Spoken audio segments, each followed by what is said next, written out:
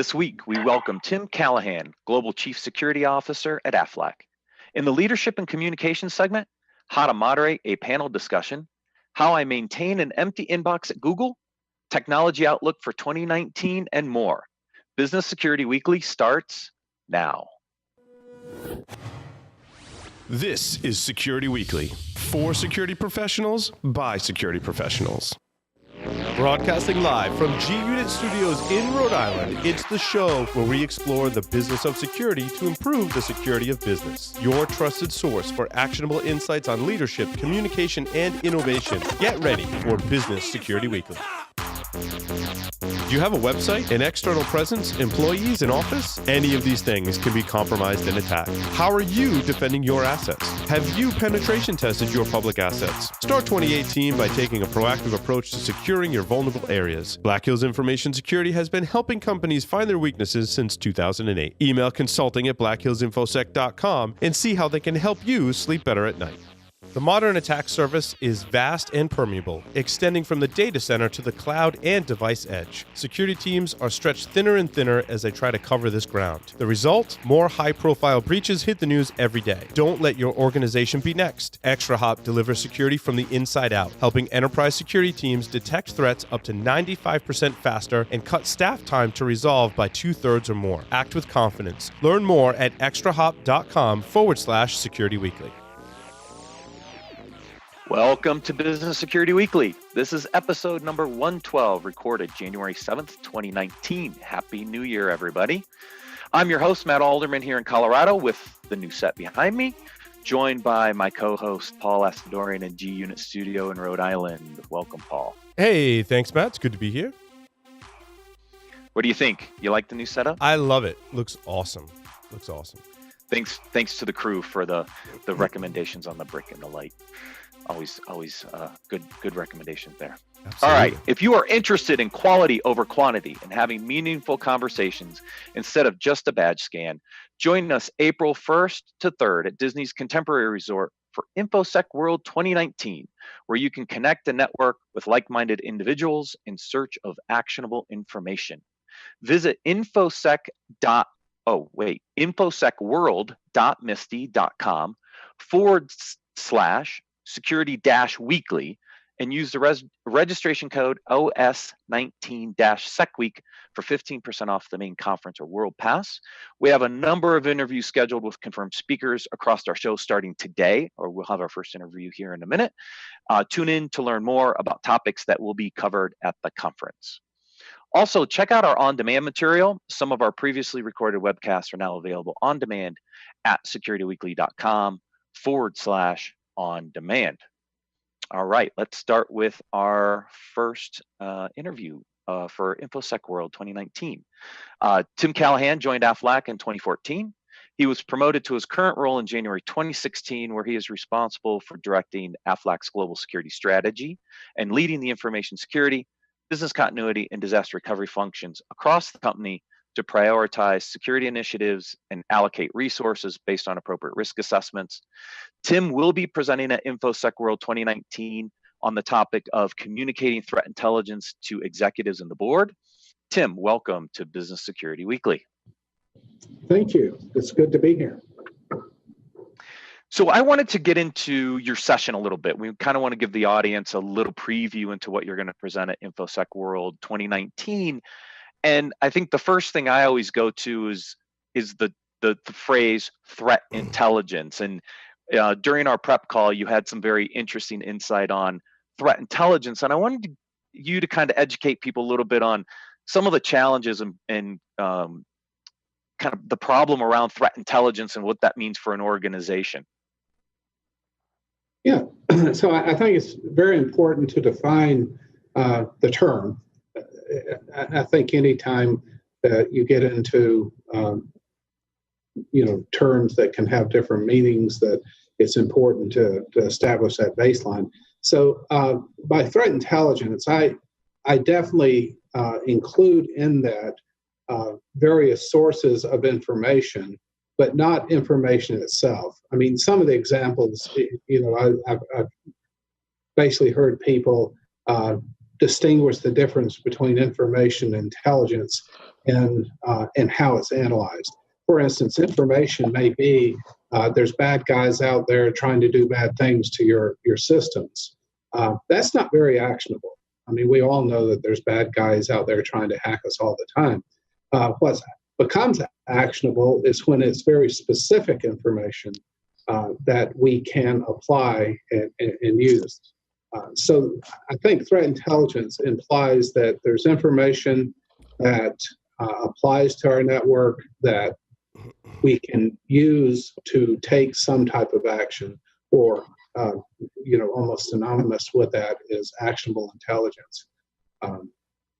And I think a good threat intelligence program includes all sources or many sources anyway of intelligence. It's that information that generates from inside your network.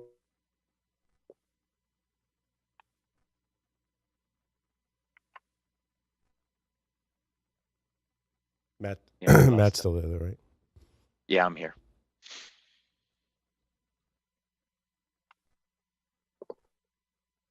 Program. It could be, in some cases, paid subscription information. So all of those kind of form this intelligence platform. Right. And so I think the key word there that I pulled out, and I always said, I talked about this for years, is that it has to be actionable. Threat intelligence that's not actionable isn't really useful or worthwhile. And I think what you're saying here is, look, I have different sources. I have free sources. I have paid sources. That information has to be analyzed, has to be applied, so I can take some level of action off of it. And it's that actionable piece that I think is the one that most people forget about sometimes when they think about their threat intelligence feeds and ultimately their threat intelligence platforms. Yeah. How do you determine what's actionable, Tim, in your opinion? Well, it's one of those things that it's you know it when you see it. You know, the famous quote. I can't define it, but I know it when I see it. But it's really those things that applies to your particular environment. It doesn't become actionable until it has meaningful implications for your environment. We've gone down the path of automating a lot of information. Or a lot of actions, I should say, based on the ingestion of information, the analytics of that through an automated process, and then applying that through an automated process. So, to give a very high-level description of that, we ingest the information. It goes through an established analytics process. Through that process, we assign a confidence factor. If the confidence factor is high, and the confidence factor is generally gained by the source of the information, is it reliable? Is it a reliable source? Has it proven a reliable source in the past? Basically, can we trust it? Type information. And then part of that is, does it apply to our network? For instance, we may get intelligence on, let's just say, a Solaris system. And if we don't run Solaris, that's information to us. That's not intelligence because it doesn't apply. But when we get this information, it becomes intelligence through the analytics process. And then we can, if it's a high confidence factor, we apply an action automatically to block or intervene any type of attack or any type of exploitation of that particular. For instance, a very simple example is we may get a bad IP address through one of our intelligence sources. So we go ahead and take action in an automated fashion to block that IP address or that URL. And we've done this very successfully. And I think we're well over 4 million instances of actions that we've taken where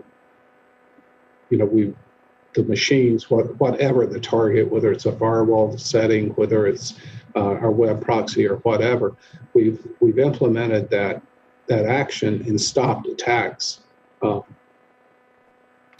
Now, Tim, it's interesting. I like the automation side of it. Certainly, my question's more along the lines of, if you get some kind of information about an alert relating to Solaris, and you've determined that you don't have Solaris in your environment, how do you determine what's in your environment and what isn't? It seems to be one of the number one things that organizations struggle with today is maintaining that asset inventory of all of your systems, services, and applications. And I think our listeners really want to hear from folks in the trenches about some of the tips on how to accomplish that. Yeah, I mean, asset management is one of the most critical things. And if you look at the NIST cybersecurity framework, one of the first controls that you talk about is asset management. Obviously, you've got to know what you have. It's got to be programmed into your intelligence platform so you can get that comparison in that. I think, what we have to accept is in any large organization, there's always moving parts. So I don't know that you can ever be 100% with asset inventory, but you've got to be, well into the mid to high 90s in having assets recorded in order to enable the automation. How do you do that? It's just, working with your IT partners, technology partners on that, having automated ways to ingest when something is added to the network. Through the whole, it's added, it's validated, it's supposed to be there, and it's recorded. And then making sure versioning is a part of that. With a lot of security patches, it only applies to particular versions or releases. So that's got to be a critical part of that asset management inventory as well. Absolutely. So if you're only 90% on the asset inventory, I mean, you can't automate everything. There's got to be manual processes and activities there as well. How do you handle the manual components? So just curious, to kind of help the rest of the audience understand, if it can't be automated, what's that manual process look like then?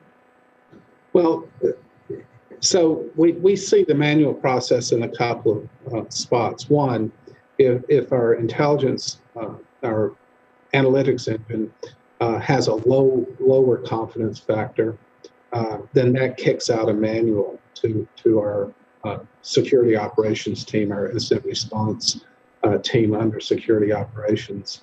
And that goes for anything that happens. For instance, if we have an alert, and the alerts are obviously categorized based on criticality, but if we have a highly critical alert and we can't take an automated action, or one doesn't apply because it doesn't show that inventory, it kicks out, and then our incident response analyst will review that and determine if we need to take action or not. Got it.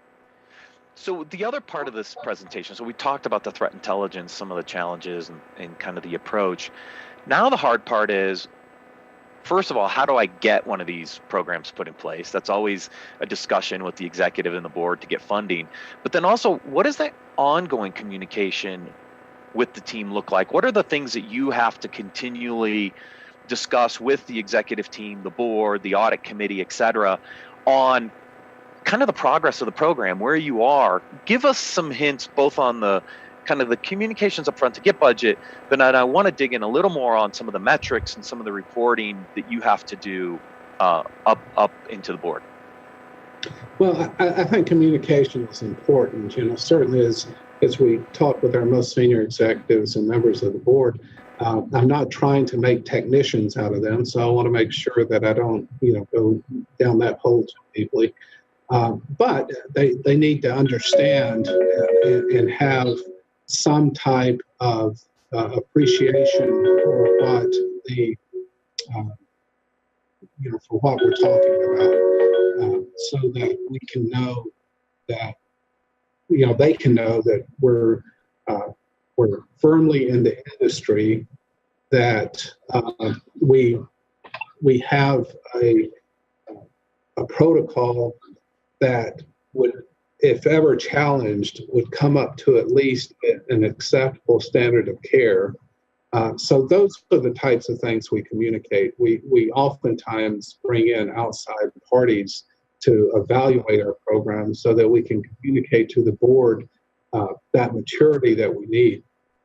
Also, I want them to be familiar with the various sources that we use for intelligence. Again, to give them that confidence factor. I want them to know, we're dealing with the top shelf organizations available to us. In our case, the Financial Services Information Sharing and Analysis Center process. I want them to know that we have relationships with the federal government, especially with Department of Homeland Security, and that we participate in the automated indicator sharing program. I want them to know that we have good relationships personally with members of government or program members of government so that we can have those conversations. So I think, the first part of communicating is building that confidence and by sharing that information. And then I think after that, you have to concentrate on results. Again, I don't want to take them down the hole of, how to make the sausage, so to speak, but I want them to taste the sausage at the end and know that it's good. And so I will call upon examples, for instance, if a particular breach has happened or exploit has happened to another company that we learn about, we often will always go back into our logs to see if we had that type of incident.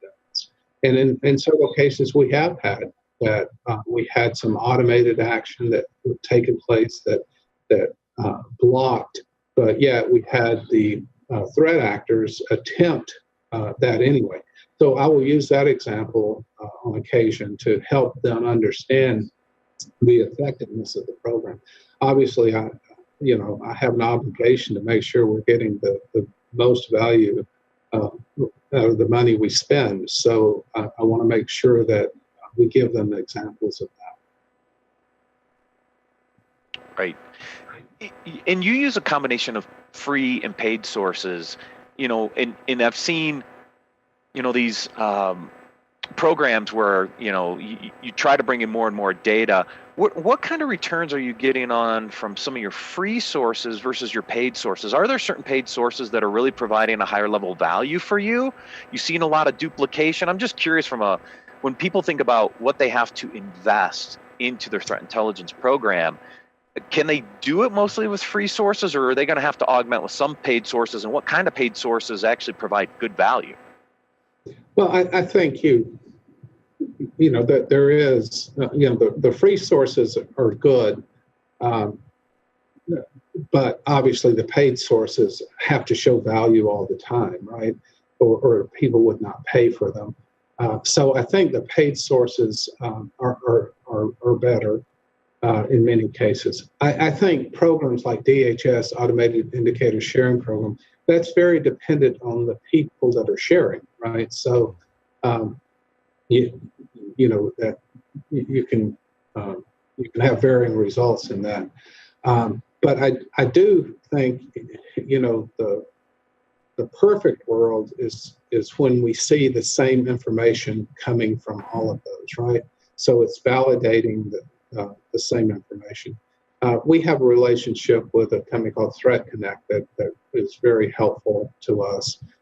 We also incorporate into our threat intelligence some information from companies such as Flashpoint, which looks at the web, the dark web, and gleans information from that, and then feeds us that information.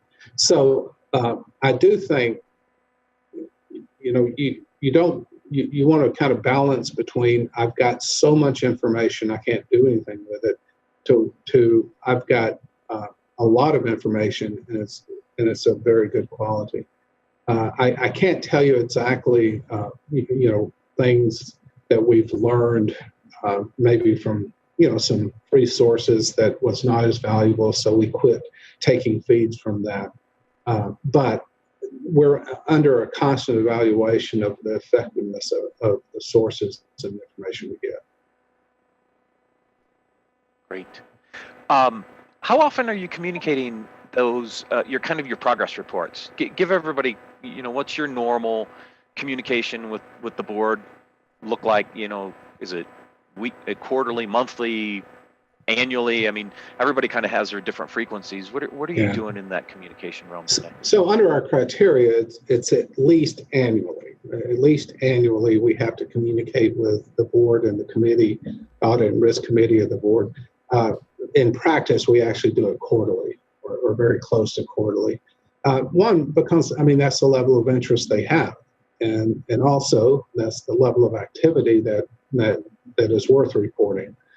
We don't, each quarter we don't take an awful lot of time, but we have sufficient time, probably about a half an hour in the audit committee session, probably 15, 20 minutes in the full board session, to make sure that that we're fully communicating, that we're satisfying their need for oversight of the program. Once a year, we have an extended session, which is our formal annual review and approval of the overall program.